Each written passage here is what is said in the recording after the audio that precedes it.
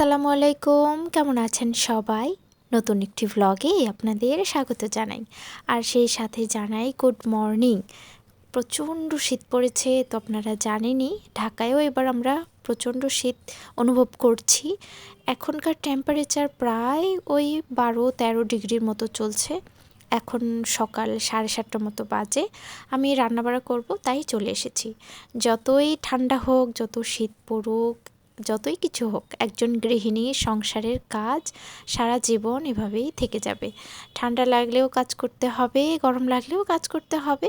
কালকে যে আমি আপনাদের ভিডিওতে দেখিয়েছিলাম, আমি আসলে পিঠাটা বানাতে পারিনি।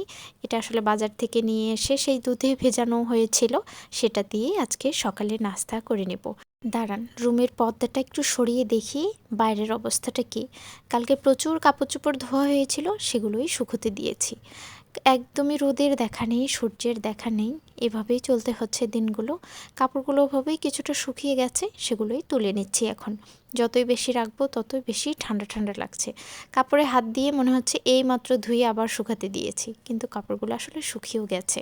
এদিকে আমার গাছগুলোতে কয়েকদিন ধরে পানি দেওয়া হচ্ছে না, প্রচণ্ড শীত ছিল তো, এজন্য পানিও দিচ্ছিলাম না। আজকে মনে করলাম চাল ধোয়া, ডাল ধোয়া পানি যে আমি রেখে দিই, সেটাই গাছগুলোতে দিয়ে দিচ্ছি, কারণ এদেরও তো খাবারের দরকার। এত শীত পড়েছে, এদেরও তো পানির দরকার। বলেন, গাছগুলো একদমই গ্রোথ হবে না এখন, এটা শীতের সময়, এজন্যই মনে হয় গ্রোথ হচ্ছে না। আর এই ফুলের গাছটা দেখেছেন, এটাকে একটু রোদ্রের খুব প্রয়োজন। যদি রোদ ওঠে তাহলে অল্প একটু রোদে রেখে দেব। এর পাতাগুলো একদম শুকিয়ে মুজে গেছে, মনটা একদম খারাপ হয়ে যাচ্ছে এটার দিকে তাকিয়ে তাকিয়ে। কারণ কি সুন্দর গাছটা নিয়ে এসেছিলাম, যখন এটাকে লাগাই তখন কত সুন্দর ছিল, সতেজ, এখন একদম চুপসে গেছে। যাক, কিছু করার নেই। এ পাশের গাছগুলোকে একটু একটু করে পানি দিয়ে দিচ্ছি, এগুলোই এখন এদের খাবার। পানি দেওয়া আর অল্প একটু সার বা একটু মাটিটা খুঁড়ে খুঁড়ে দেওয়া, আর গাছগুলোকে একটু কাটিং করে দেওয়া। এই তো আমি আগে করে দিয়েছিলাম কাটিং, এখন আর করব না। এখন পানি টানি দেওয়া, এটুকুই কাজ আর কি। রান্নাবাড়ার যোগাযোগ তো চলছে। আলু আর বেগুন এখানে নিয়ে বসেছি, আগে সবজিগুলো ধুয়ে নিচ্ছি, তারপরে অল্প একটু ধুয়ে নেব। কিন্তু ধুয়ে সবজি কাটলে সবজির গুণাগুণ অনেকটাই থেকে যায়। বেগুনটা এত সুন্দর, এত কচি বেগুন, ভিতরটা একদম সাদা, এক ফোঁটাও বীজ নেই, দেখেই মনটা ভালো হয়ে গেল। দাঁড়ান, আলুগুলো একটু কুচি কুচি করে কেটে নিই। আলু দিয়ে বেগুন দিয়ে হাতে মাখিয়ে একটু চচ্চড়ি রান্না করব। আর মাছ বের করেছি ফ্রিজ থেকে, মাছ রান্না করব। ডিম আছে, সেটা একটু ভুনা বানিয়ে নেব, তাই কাটাকাটি করছি। সব কাটাকাটি হয়ে গেলে তারপরে একবারে রান্না চাপিয়ে দেব। আজকে আবার ডিউটি আছে, কারণ প্রতিদিনই প্রফেশনাল কাজটাও মেনটেন করতে হয়। কাটাকুটি হয়েও গেছে প্রায়, আর অল্প একটু কম লাগছে। আরেকটা বেগুন আছে, সেটাও কেটে দিই। দাঁড়ান, কারণ একটাই তরকারি যদি এভাবে একটু বেশি করে রান্না করা হয়, তাহলে এখন আবার রাতের বেলা একটু গরম করে খাওয়া যাবে। থাকলে কাঁচা মরিচ, পেঁয়াজ সব কিছুই কেটে সুন্দর করে রেখে দিয়েছি। এখন একটু মাছগুলো ভেজে নিই। দাঁড়ান, ফ্রিজের মাছ তো ফ্রিজে কবে রাখা হয়, আবার কিনে নিয়ে আসি, সেগুলোও তো ফ্রোজেন পাওয়া যায়। অত তরতাজা জ্যান্ত মাছ তো আর সবসময় পাওয়াও যায় না, বলেন। মশলাটা সুন্দর মতো কষিয়ে নিব, পেঁয়াজগুলো ভাজে, তারপরে গুঁড়া মশলা যেগুলো থাকে বাসায় সচরাচর, হলুদ গুঁড়া, মরিচ গুঁড়া, একটু লবণ, একটু ধনিয়া গুঁড়া, একটু জিরা গুঁড়া, সব কিছু দিয়ে মাছটা একটু ভুনা ভুনা রান্না করব। হয়ে গেছে রান্না।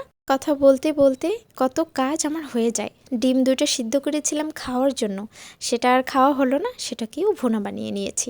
আর ওই কড়াইতেই তেল মশলা যে একটু লেগেছিল, সেটাতেই আলু বেগুন দিয়ে দিলাম। অল্প একটু আদা বাটা, অল্প একটু রসুন বাটা, একটু হলুদের গুঁড়া, অল্প একটু লবণ, কাঁচা মরিচ, আর হচ্ছে পেঁয়াজ কুচি, এটা দিয়ে হাতে সুন্দর মতো করে মাখিয়ে একদম বসিয়ে দিব। এক ফোঁটাও পানি দিব না, তেলটা দিয়ে দিচ্ছি অল্প একটু করে। কড়াইতে বেশি তেল ছিল না, অল্প একটু ছিল, আর অল্প একটুও দিয়ে দিলাম।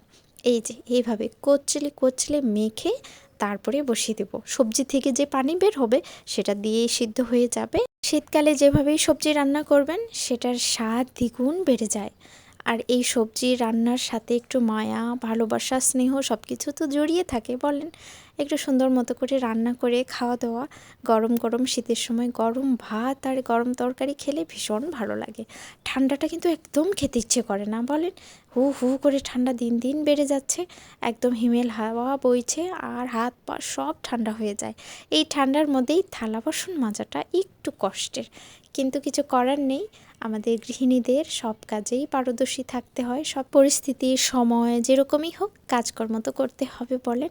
কিন্তু রান্নাবাড়া কোটাকুটি এগুলো করার পরে এই সিঙ্ক এই থালা বাসন মাজার মধ্যে আলাদাই রকম একটা প্রশান্তি আছে।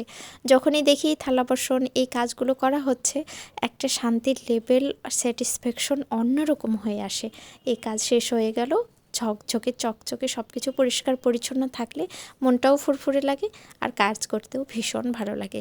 কারণ সব কিছু মেজে নিই এগুলো। এখন সংসার হয়ে গেছে, তাই সংসারের কাজকর্ম করতে করতে কিছু কিছু সময় ছোটোবেলার কথাও মনে পড়ে যায়। যেমন আমি আমার বাসার বড় মেয়ে, আমরা 3 ভাই বোন। যখন আমার ছোট ভাইয়ের জন্ম হলো তখন আমাকে বানিয়ে দেওয়া হলো আরেকজন মা। সংসারের অনেক কাজকর্ম দায়িত্ব এগুলো আমার নিয়ে নেওয়া হয়েছিল। তখন আমার ওই 4 কি 5 বছর বয়স ছিল। 4 বছর বয়সের একটা মেয়ে নিজের কাপড় ধোয়া, নিজের কাজকর্ম করা এগুলো আসলে একটু টাফ। আসলে গল্পটা কেন মনে পড়ে গেল, একজন মা যদি তার 3টা সন্তান হয় বা 4টা সন্তান হয় বা 5টা হয়, আসলে আমি জানি না ওই মাগুলো কেমন, যার 5টা সন্তান হলেও তিনি 5টা সন্তানকেই সমানভাবেই একই চোখে দেখেন, একই মায়া ভালোবাসা মহব্বত করেন। কিন্তু আবার কিছু কিছু মাও রয়েছে যাদের 2টো সন্তান বা 3টে সন্তান, তাদের মধ্যে কিছু একজনকে বা কোনো একজনকে বেশি ভালোবাসেন বা 2জনকে ভালোবাসেন, একজনকে অবহেলা করেন। এরকমও গল্প কাহিনী অনেক রয়েছে। এগুলো আসলে সত্যি বাস্তব। এর মানে এটা নয় যে মা আসলে সব সন্তানকে ভালোবাসেন না। ভালো তো ওনারা ঠিকই বাসেন, কিন্তু তাদের মধ্যেও যে সন্তানটা বেশি ভালো থাকে, সহজ সরল থাকে, হয়তো অতটা কিছু প্যাচগোছ বোঝে না, সেই সন্তানটাকেই ঠকিয়ে দেওয়া হয়। যাই হোক, এগুলো গল্প আসলে মন খারাপেরই হয়। গল্প অনেক সময় পড়ি বা দেখি, এগুলোতে ভীষণ মন খারাপ লাগে বলেন।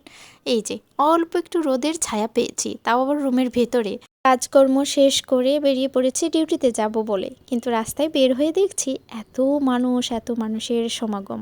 ভিডিও না করে আসলে পারলাম না। আজকে জানাজার নামাজ হচ্ছে এখানে, এই জন্যই এত মানুষের সমাগম। এরকম জানাজার নামাজের মানুষের হাত তুলে দোয়া পাওয়া কিন্তু অনেক নসিবের দরকার বলেন। তো যাই হোক, চলুন আজকের ভিডিওটা এখানে শেষ করছি। আজকের ভিডিওটা কেমন লাগলো তা অবশ্যই কমেন্টে জানাবেন। যদি ভালো লাগে একটা লাইক করে দেবেন। আর ততক্ষণ পর্যন্ত সবাই ভালো থাকবেন, সুস্থ থাকবেন এবং সাবধানে থাকবেন। দেখা হবে খুব শীঘ্রই নতুন অন্য কোনো ভিডিওতে।